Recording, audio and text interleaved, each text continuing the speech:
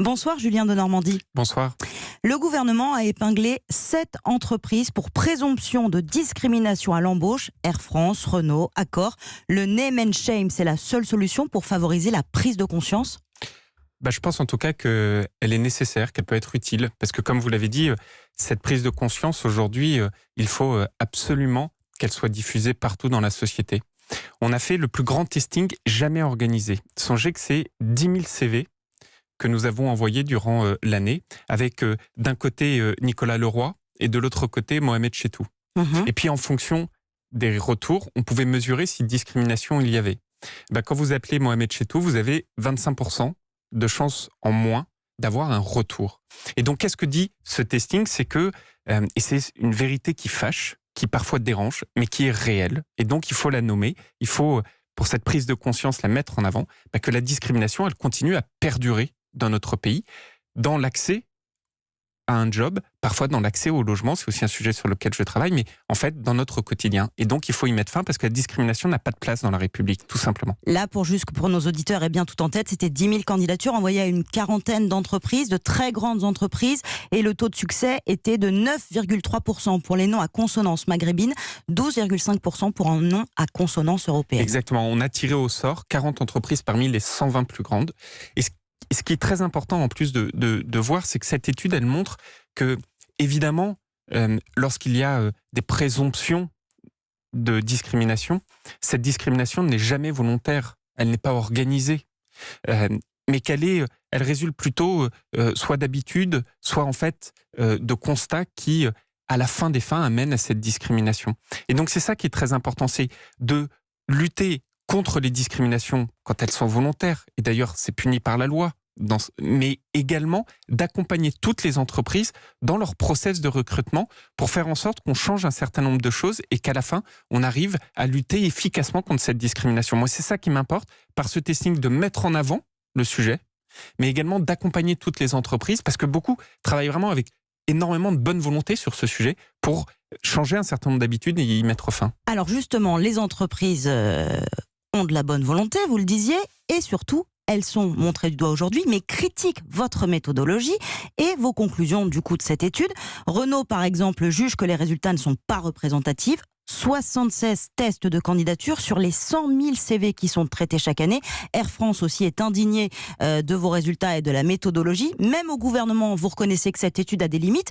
Ça pose pas un problème que la méthodologie soit problématique ? En fait, à chaque fois, vous avez forcément une méthodologie qui peut poser question à certains égards. Et d'ailleurs, moi, j'ai voulu rendre transparente toute l'étude, mais également rendre transparente la méthodologie en montrant là où il pouvait y avoir des limites, etc. Je vais vous donner un exemple pour que tout le monde comprenne.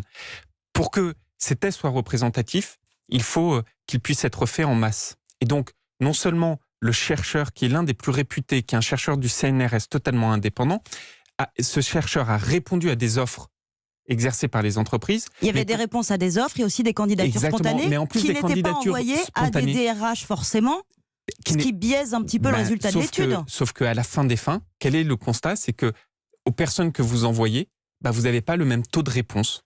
Et ce que je veux dire par là, c'est quelle que soit la personne à qui vous avez envoyé ces CV, ce qu'on a constaté, c'est qu'il y avait une différence de traitement, encore une fois, entre un Nicolas Leroy et un Mohamed Chetou. Et donc, ces différences de traitement, ils ne sont pas forcément volontaires.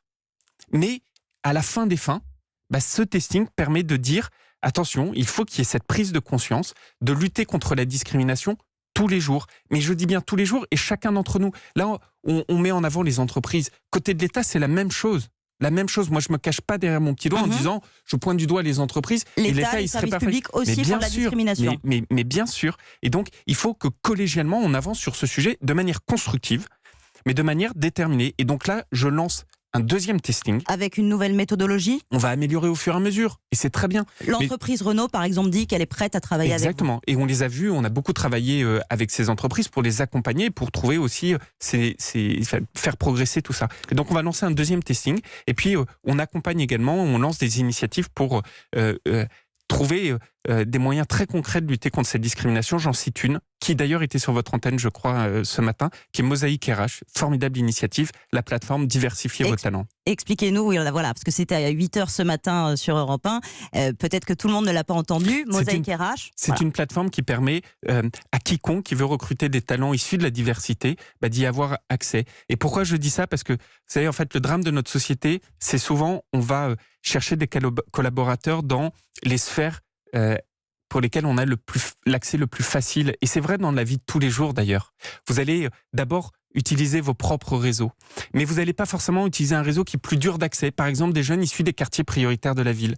Et donc, aujourd'hui, on a les moyens, et cette plateforme le fait, de dire, même si ce n'est pas les réseaux habituels que vous avez, vous en avez maintenant la possibilité. Donc, utilisez ces plateformes. Et vous avez d'autres idées de solutions ? Parce qu'une fois qu'on a fait le constat qu'il y a de la discrimination, derrière, il faut agir, alors, les faire cesser. On agit aussi d'une autre manière, c'est qu'on dit aux entreprises, on vous donne un coup de pouce. Aujourd'hui, par exemple, quand vous utilisez des emplois francs, c'est-à-dire quand vous allez embaucher des jeunes des quartiers, on va vous donner 5 000 € par an pendant 3 ans si vous embauchez un jeune d'un quartier et que vous l'embauchez en CDI. Et donc on donne ce coup de pouce pour là aussi changer des habitudes et dire ça vaut le coup. Et en plus de ça, on vous incite à le faire. Et aujourd'hui, on constate qu'il y a à peu près 20 000 personnes qui ont été embauchées grâce à ces emplois francs. On va continuer à démultiplier ces emplois francs.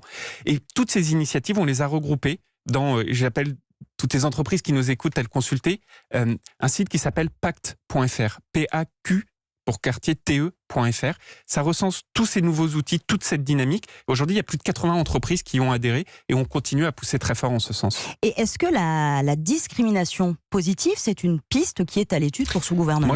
Moi, j'y crois pas. J'aime pas ce terme de discrimination positive parce que je pense que chacun doit être reconnu par son talent et que la discrimination positive tenterait à balayer d'un revers de la main le talent de celles et ceux qu'on embauche. Or, des talents, vous en avez partout. Et la diversité elle-même, d'ailleurs, est facteur de création de talents au sein de votre entreprise.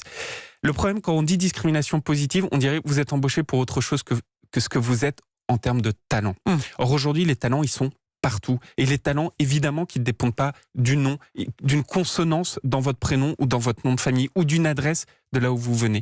Et donc, il faut, à mes yeux, pointer du doigt quand cette discrimination existe, mais surtout accompagner pour aller et donner la possibilité à chacun d'aller trouver ses talents là où il se trouve. Ce sont les initiatives que j'évoquais un instant. Dans l'administration, vous parliez tout à l'heure de l'État qui n'était pas forcément exemplaire. Est-ce que dans l'administration, ça va quand même un peu mieux ?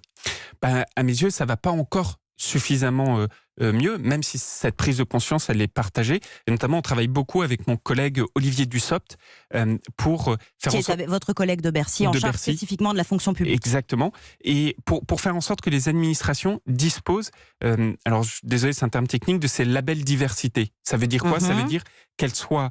qu'elles soient en adéquation avec un certain nombre de process, RH ou autres, de formation, pour s'assurer qu'on lutte contre la discrimination, y compris dans les administrations. Je crois que c'est très important parce que c'est encore une fois un travail de tous les jours pour tout le monde, dans notre vie, dans notre quotidien, dans le travail, dans le logement. J'y travaille beaucoup au titre du logement. Et à la fin des fins, la discrimination, ça nuit à notre République. Ça nuit à notre cohésion nationale. Julien de Normandie, justement, est-ce que la lutte contre la discrimination, ça fait partie du plan contre le communautarisme que prépare le gouvernement ? Moi, j'en suis convaincu.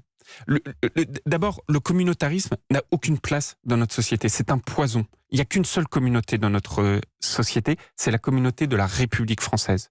Et donc, il faut lutter contre toute sécession vis-à-vis des règles de la République. Séparatisme, c'est le nouveau mot qu'emploie le chef de l'État. Exactement, mais au sens où vous êtes en sécession par rapport aux règles de la République, aux lois de la République. Et ça n'a pas de place dans la société. Mais après, il faut lutter, et c'est ce sur quoi on travaille, autour du président, du Premier ministre, il faut lutter contre toutes les formes qui existent déjà de communautarisme. Je pense par exemple à tout ce travail que fait Jean-Michel Blanquer vis-à-vis des écoles. Bon. Mais il faut lutter aussi vis-à-vis des raisons qui peuvent conduire certains à tomber dans cette sécession.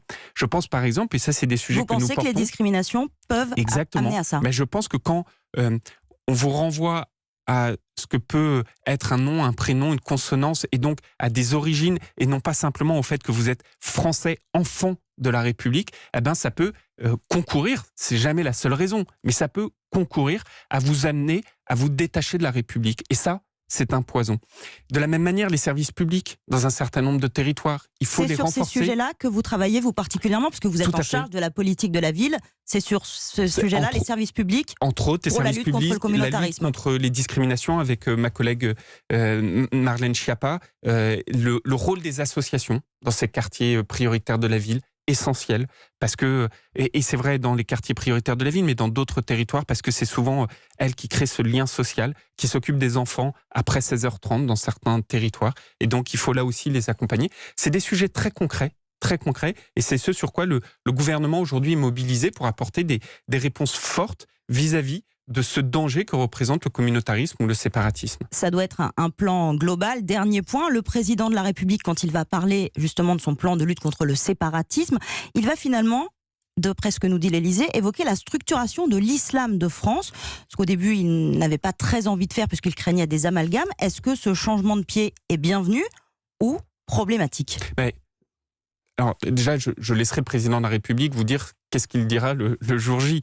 Mais ce qui est sûr, c'est que... Mais sur le changement de pied. Non, mais moi je pense qu'il n'y a jamais eu de changement de pied. Le président de la République a toujours été très clair sur tous ces sujets, contrairement à des commentaires politiques que je peux entendre. Et c'est un sujet, par exemple, sur lequel le ministre de l'Intérieur, qui est en charge des cultes, travaille là aussi avec beaucoup de professionnalisme. Et je crois que c'est des sujets qui sont importants pour notre République. Et ce qui compte dans la République, c'est la cohésion d'une nation. C'est là où on va tous ensemble dans le respect des valeurs républicaines. Eh bien, merci beaucoup, Julien Denormandie.